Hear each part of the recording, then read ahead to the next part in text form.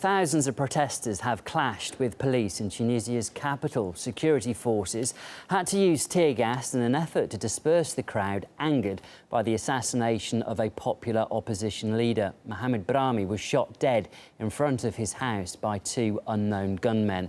Local reporter Farah Samti has more from Tunis. And there were hundreds and hundreds of Tunisians outside on the main avenue in downtown Tunis. The police used tear gas to disperse the crowds multiple times.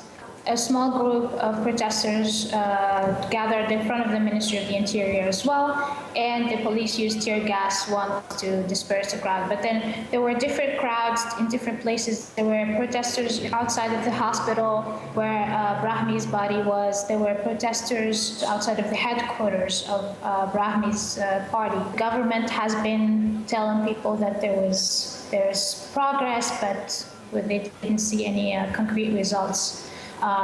The Constitution is not ready yet, and it's been 2 years since the National Constituent Assembly started working on it.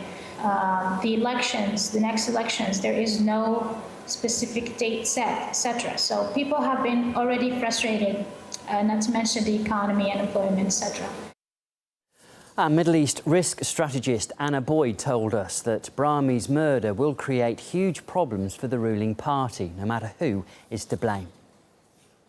This is a very sensitive issue. As you know, last time we saw hundreds of thousands of people take to the streets.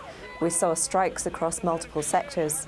And we have been identifying such a political assassination as a potential trigger for that kind of thing to happen again.